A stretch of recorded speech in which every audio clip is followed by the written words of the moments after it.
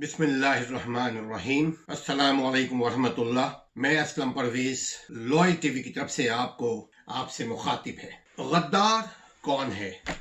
ناظرین، اس سے پہلے کہ ہم اپنی گفتگو کا آغاز کریں، ہم آپ سے توقع کرتے ہیں کہ بہت توجہ کے ساتھ ہماری اس ویڈیو کو دیکھیے گا۔ یہ بہت انفارمیٹیو، یہ بہت معلوماتی ویڈیو ہے انشاءاللہ تعالی۔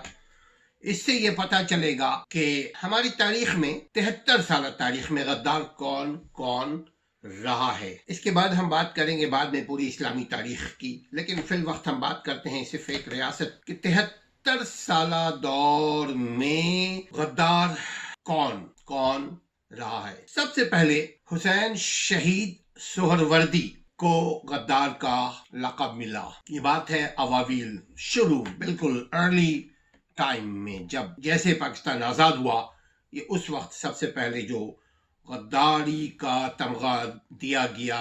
صحیح یا غلط یہ بات کی بات ہے ناظرین، لیکن میرا کام صرف یہی ہے کہ ہمیشہ دو بات کو لے کر آئیں گے، ایک ہے کون اور کیسے، اور دوسرا اس کا حل کیسے نکالا جائے، کیونکہ حل کے بغیر ہماری گفتگو نہیں ہوتی۔ اس کے بعد خان عبدالغفار خان، جنہیں سرحدی گاندھی کا خطاب دیا گیا، پھر انہیں بھی غدار ڈکلیئر کیا گیا۔ اس کے بعد سید غلام مرتضی شاہ، سندھ کے یہ پہلے مسلم لیگی صدر تھے، غالباً 1943 سے 1946 تک یہ مسلم لیگ کے صدر رہے، بعد میں ان کو ہٹا دیا گیا۔ انہیں بھی غدار وطن ڈکلیئر کیا گیا۔ ناظرین، ساتھ ساتھ ایک اور بات کرتے چلیں، یہ غلام مرتضی شاہ سید جو ہیں، یہ واحد پہلے تھے جو سندھ اسمبلی میں ریزولوشن پاس کیا تھا کہ پاکستان کھپے، پاکستان کو انہوں نے قبول کیا تھا۔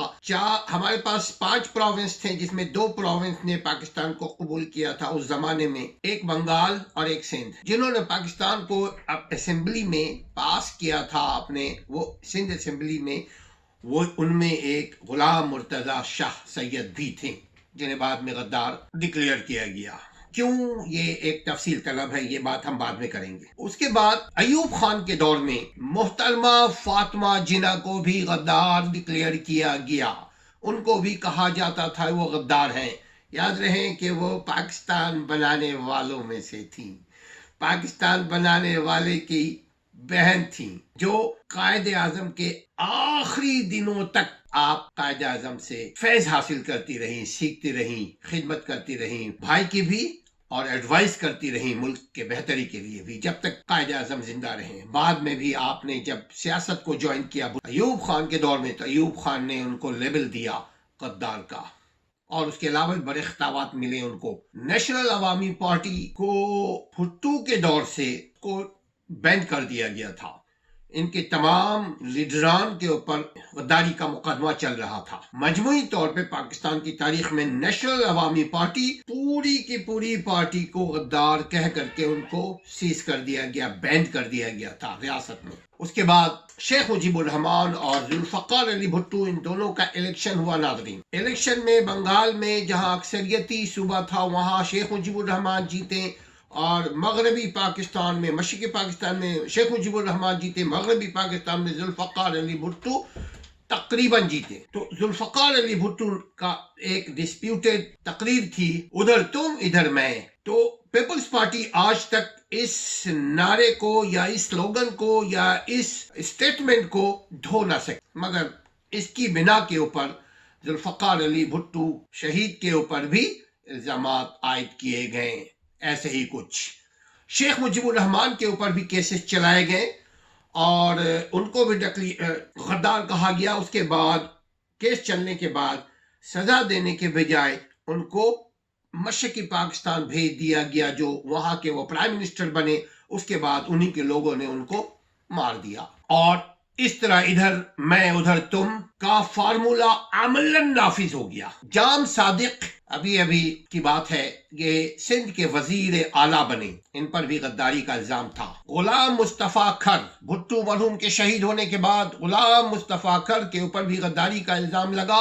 انہوں نے یہ کہا تھا کہ میں پاکستان میں انڈیا کے ٹینک پہ بیٹھ کر آؤں گا، کم و بیش آگے پیچھے لفظ ہوں گے، بٹ متن ان کا یہی تھا۔ ان پر بھی غداری کا الزام لگا، بعد میں ان کو گورنر بنا دیا گیا پنجاب کا۔ ضیاء الحق مرحوم کے دور میں عبدالصمد خان اچکزئی، عطا اللہ خان مینگل، غوث بخش بزنجو اور خیر بخش مری کے اوپر بھی غداری کا الزام لگا۔ پھر ضیاء الحق ہی کے دور میں MRDK، جس کے معراج محمد خان غالباً اس کو لیڈ کر رہے تھے، اس کے تقریباً تمام لیڈران کے اوپر غداری کا الزام عائد کیا گیا۔ پھر الطاف حسین کے اوپر غداری کا الزام لگایا گیا، حال ہی میں دنیا سب جانتی کیوں۔ پھر پرویز مشرف سابقہ صدر آرمی چیف، ان پر ابھی سپریم کورٹ نے آرٹیکل 6 کے تحت ان پر مقدمہ چلا، کئی سالوں سے چل رہا تھا، اس کے بعد ان کو بھی غدار ڈکلیئر کر کے سزا دی گئی، گو کہ وہ ابھی دبئی میں ہیں، لیکن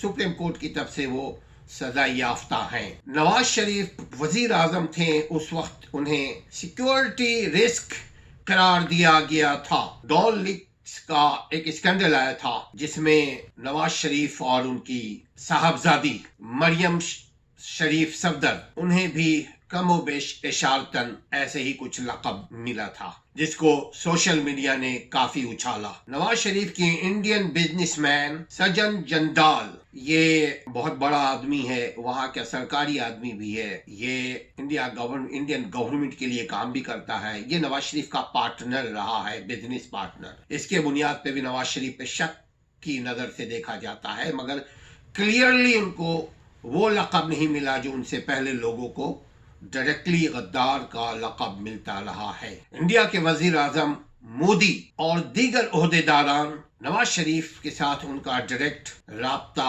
تعلق رہا ہے، اور مودی نواز شریف کے گھر میں ڈائریکٹ آئیں بغیر ریاستی انوائٹیشن کی۔ اس طرح بھی نواز شریف کے اوپر شک کیا جاتا رہا ہے۔ ناظرین، یہ تو وہ لسٹیں تھیں جو غداری کے بعد میں ان کو بڑے بڑے عہدے ملے، کسی کو وزیر اعظم بنایا گیا، کسی کو صدر بنایا گیا، کسی کو وزیر اعلیٰ بنایا گیا، کسی کو گورنر بنایا گیا، کسی کو ان کے علاقے کا انچارج بنا دیا گیا۔ بحیثیت وکیل کے میں یہ سمجھتا ہوں کہ جن لوگوں پر غداری کا الزام لگا اور ثابت نہیں ہو سکا، ان پر لازم ہے کہ وہ حد تک عزت کا کیس دائر کریں، اگر وہ اپنے قول میں، اگر وہ اپنے اندر سچے ہیں۔ اپنی عزت کی بحالی، اپنی عزت کی بقا، اپنی ریپوٹیشن کو بہتر کرنے کے لیے ان لوگوں پر لازم ہے کہ وہ عدالت سے رجوع کرے اور حد تک عزت کا کیس داخل کرے۔ یہ تھا سجیشن کہ سانچ کو آنچ نہیں، ورنہ غداری کا سرٹیفکیٹ ملتا ہی رہے گا۔ ناظرین، اگر آپ مزید اس سلسلے میں ہمیں اپڈیٹ کرنا چاہیں تو آپ ہمیں ان باکس میں آ کر سجیشن دیں۔ اپنے گھر والوں کا خیال رکھیں۔ اب تک اگر چینل کو سبسکرائب نہیں کیا تو سبسکرائب کر لیجئے اور نیک کام میں ہمارا ساتھ دیجئے شیئر کر کے۔ السلام علیکم ورحمۃ اللہ۔